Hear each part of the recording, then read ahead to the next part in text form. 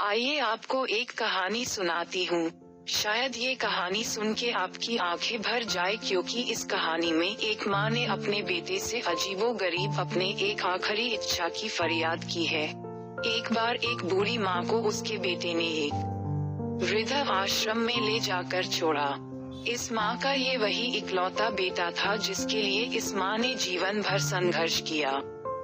इस बेटे के लिए वो सब कुछ किया जो एक माँ को करना चाहिए या माँ कर सकती है, और आज भी अपने बेटे को किसी भी तरह की परेशानी न हो इसलिए आश्रम में रहने के लिए भी तैयार हो गई।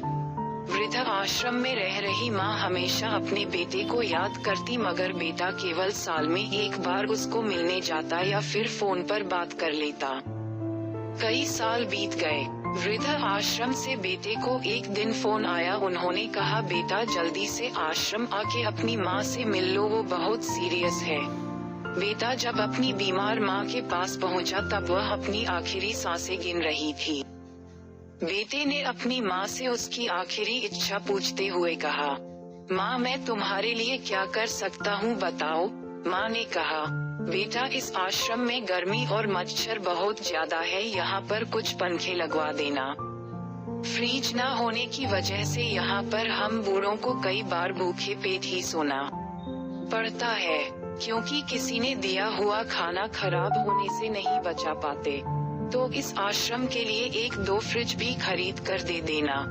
बेटे ने अपनी माँ की सारी बात सुनी और अपनी माँ से पूछा, आपने इतने साल यहाँ पर निकाल दिए पर आपने कभी भी ये बातें मुझसे नहीं कही, और अब जब आपके पास टाइम नहीं बचा है तब आप ये सब कह रही है, ऐसा क्यों?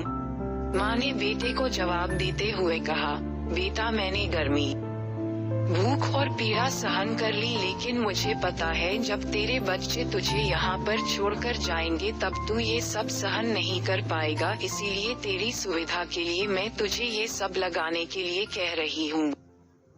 आपको मेरी कहानी कैसी लगी कमेंट करके बताएं।